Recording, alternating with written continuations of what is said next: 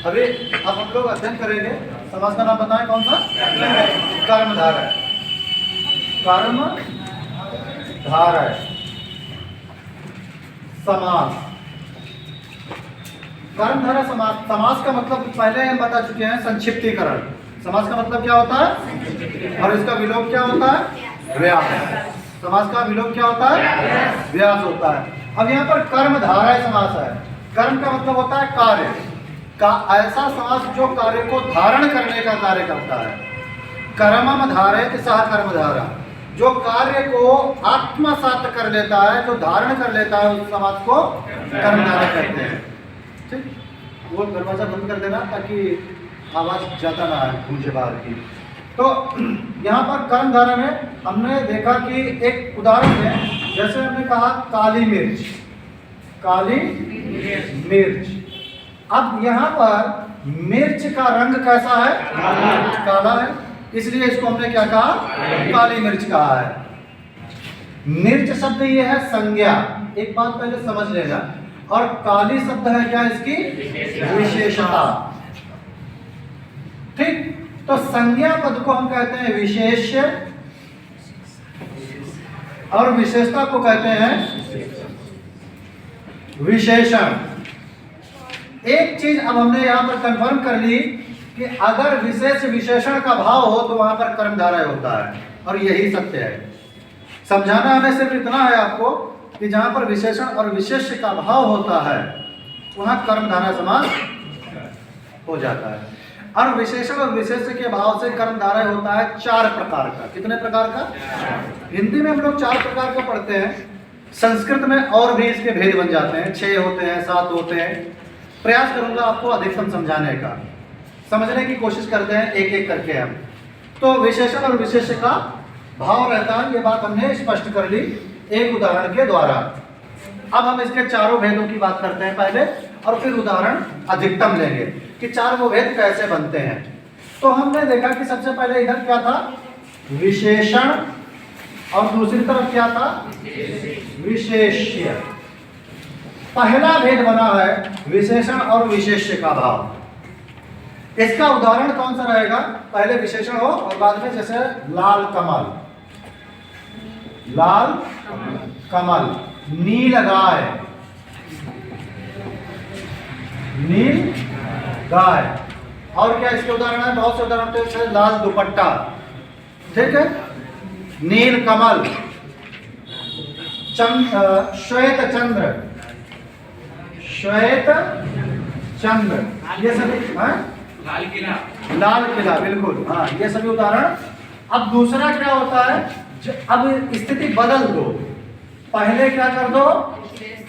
विशेष्य कर दीजिए और बाद में विशेषण का प्रयोग कीजिए। अगर पहले विशेष है और बाद में विशेषण है तो ये दूसरा भाव हो गया। ठीक, अच्छा, इसको क्या कहेंगे?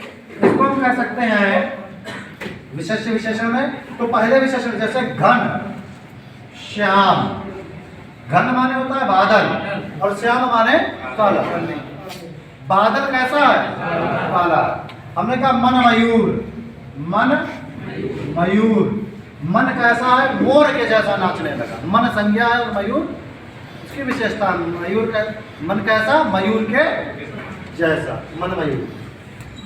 जैसे हमने कहा वचनामृत, वचनामृत, वचन कैसे बोले जा रहे हैं? अमृत के समान, वचनामृत। नहीं समझ में आया? वचन शब्द संज्ञा है और कैसे वचन? अमृत के समान। कुछ लोगों की बातें सुनना बहुत अच्छी लगती है, कहते भाई वो व्यक्ति बोलता है एकदम फूल झड़ते हैं, और ऐसे व्यक्तियों के साथ रहना और उनकी बातों को सुनना अच्छा लगता है। और ऐसे बोले जैसे लग रहा है कि जैसे लाठियां चल रही हो। कुछ लोग होते हैं कितना कठोर बोलते हैं। एक शब्द है, हाई स्कूल में शायद या 9th में हमने एक चैप्टर पढ़ा था, केन किम वर्धते, तो उसमें लिखा था सुवचनैन मैत्री। सुंदर वचनों से बोलने से क्या बढ़ती है? दरिद्रता बढ़ती है। सुवचनैन मैत्री। और एक बात कही गई कि का वचनैन दरिद्रता, वाणी से भी दरिद्र होना सबसे बड़ी दरिद्रता है। क्या वचनों से भी किसी को दरिद्र होना चाहिए? मतलब वचन भी आप सोच सोच कर बोलोगे, इससे मीठा बोलेंगे, कैसा बोले? अरे फ्री चीज है, पूरा मोहल्ला का है।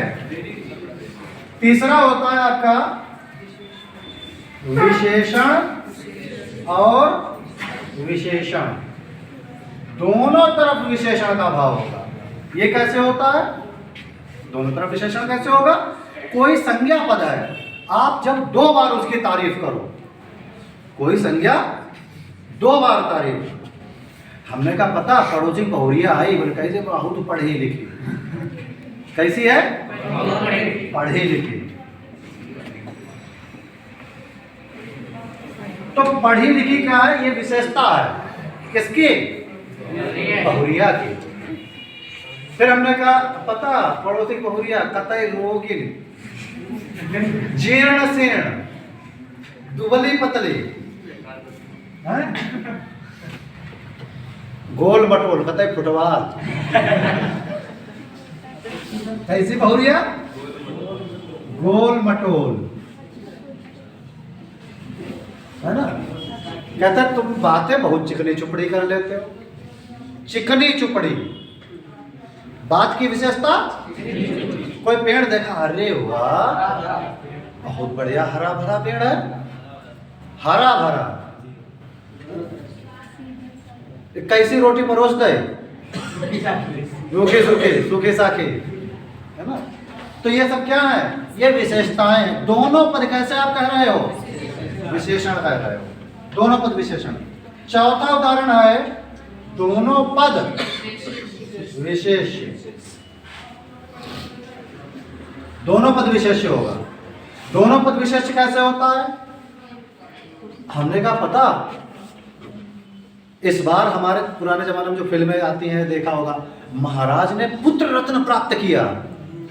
क्या? पुत्र रत्न। अब पुत्र भी संज्ञा है, रत्न भी संज्ञा है। पुत्र रत्न। कमल नयन क्या है? कमल नयन। भगवान श्री राम की आंखें कैसी थी? कमल नयन। आंखों में, अच्छा कमल नयन का मतलब क्या होता है? नहीं, कमल के समान नयन नहीं, समझे नहीं। भाव क्या है? भाव ये कमल कैसा होता है? पवित्र, जिसकी नजरें पवित्र हो सबके लिए। केवल राम को कमल नयन कहा गया, कृष्ण को कहा जाता कमल नयन नहीं। जय गोपी देखी दुल्हन बनाई। राम मर्यादा पुरुषोत्तम थे। कृष्ण पर कटाक्ष जो किया वो कटाक्ष नहीं है, वो परिस्थितियां होती हैं। उन्होंने इतने, किसी को भी पत्नी सिर्फ बना लेना यहां से कर्तव्य समाप्त नहीं हो जाते हैं। पत्नी का मतलब होता है उनके उनका जो वर्चस्व है उसको बनाए रखना, उनकी रक्षा करना, उनका भरण पोषण करना। कृष्ण ने उनको दासता से छुड़ाया था, इसलिए गोपियों ने कहा कि प्रभु हम अब कहाँ जाएं, आपकी शरण में। बोले ठीक है। लेकिन श्री राम जी ने कहा कि नहीं, मैं सबको पवित्र आंखों से देखो। कमल को पवित्र माना जाता है। बोले तो कीचड़ में खिलता है लेकिन फिर भी कीचड़ में खिलता है ना। फिर तुम भटक गए, कीचड़ में नहीं खिलता है। किसी के नदी नदवा नाला में नाली में खिलता देखा कमल? कीचड़ तो वही होता है। तालाब में कीचड़ नहीं होता है, तालाब में बहुत ही उपजाऊ काली मिट्टी होती है। कमल बड़ी ही पवित्र काली उपजाऊ मिट्टी में पैदा होता है। कमल तुम्हारे कीचड़ में नहीं खिलता है, न खिल सकता है। दिमाग से निकाल देना फितूर। कमल कीचड़ में नहीं खिलता है। कमल बहुत ही उपजाऊ काली मिट्टी में। काली मिट्टी सबसे, तुम लोग भूगोल पढ़ते हो ना, मिट्टी का अध्ययन करते हो। कपास के लिए, अन्य भी खेती के लिए सबसे उपजाऊ भूमि कौन सी होती है? काली मिट्टी होती है। काली मिट्टी में कमल खिलते हैं। आप देखिएगा जहां पर कमल खिलते हैं, और वो कमल बहुत ही पवित्र गंधमय पुष्पों का राजा होता है।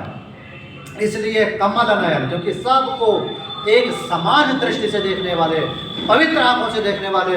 और तब जब परीक्षा ली गई थी जिस समय पर उन्होंने रामेश्वरम में शिवलिंग की स्थापना की थी, तो उस समय पर एक सहस्त्र कमल से जब पूजन किया था माँ भवानी का, तो उन्होंने कहा था कि मैं एक कमल चुरा लिया था इंद्र ने। तो उन्होंने अपनी बोले, सब तो मुझसे कहते हैं कि तुम कमल नयन हो, माँ मेरी आंखों को स्वीकार करो, कमल नयन देते हैं, बताएंगे। तो कमल नयन ये, फिर इसके बाद में और क्या होता है कि तुमने मृगनयनी में हम जो बताना चाहते थे वो चीज़ें भूल गए। साहित्य की बहुत अच्छी चीज़ें होती हैं, इनको जानना चाहिए कि ऐसा क्यों होता है। ठीक, तो उन्होंने अपनी आँख का, हाँ बात ये कि आँख जो होती है इस शरीर का सबसे पवित्र हिस्सा और सबसे बुद्धिमान हिस्सा होता है। पता है क्यों? जहाँ पर बहुत कुछ जो आप दिल से कह नहीं पाते, जिह्वा से आप कह नहीं सकते हो, वो आंखें बिना कहे बता देती हैं। अपने गाना सुना, नजर नजर में हारे दिल का पता चलता है, बिल्कुल सत्य गाना है। आंखें जो होती है ना, बिना बोले सब कुछ बयां कर देती हैं।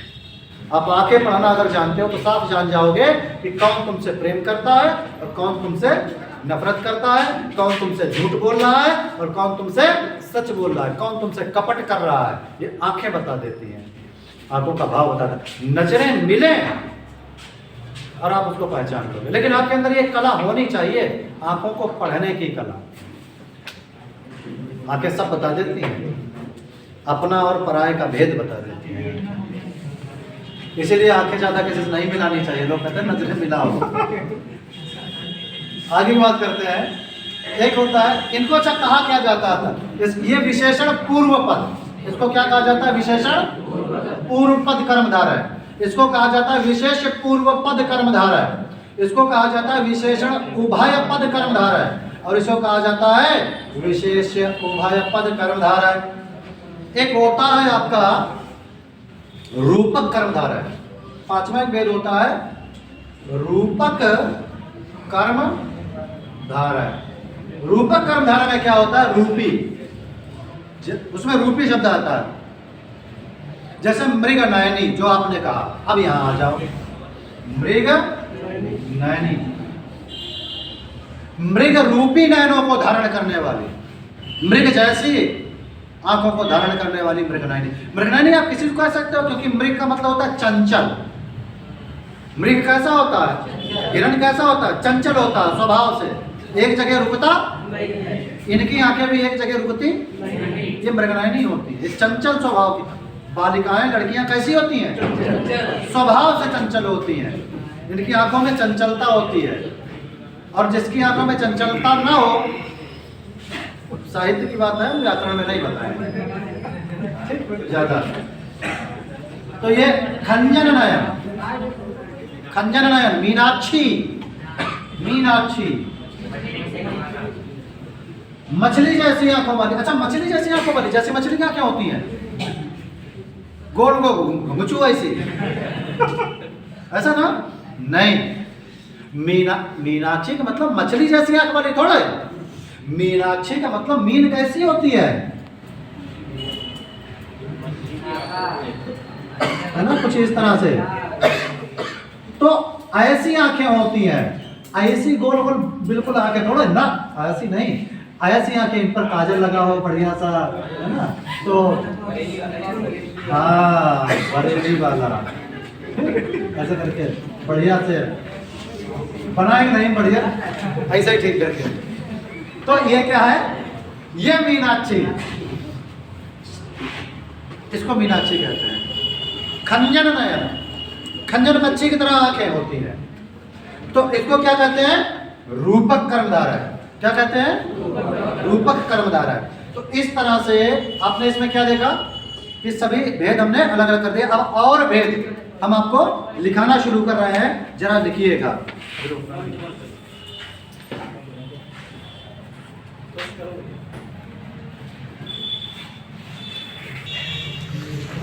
तो कर्मधारय के अंतर्गत उदाहरण को आप लिख लें, जैसे महापुरुष, ये पहले वाले की बात कर रहा हूं, विशेषण वाले की। महापुरुष, पीतांबर, मंद बुद्धि,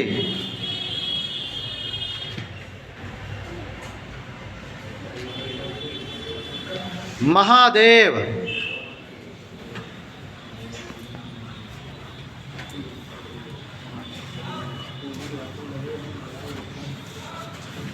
फिर विशेष वाले में लिखेंगे बाहुदंड, बाहुदंड, श्याम सुंदर। अब यहां पर श्याम माने कृष्ण है, यहां पर श्याम का मतलब कृष्ण है, श्याम सुंदर।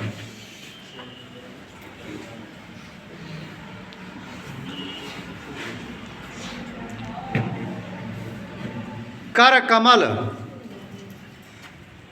क्या हुआ? कर कमल। फिर दोनों पद जब विशेषण होंगे, नील लोहित,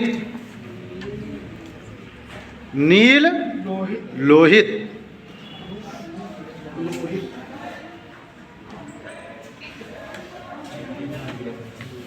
गोबर गणेश, ये खूब पूछा जाता है, गोबर गणेश। कृताकृत्य, कृताकृत्य, कुछ किया गया कुछ न किया गया।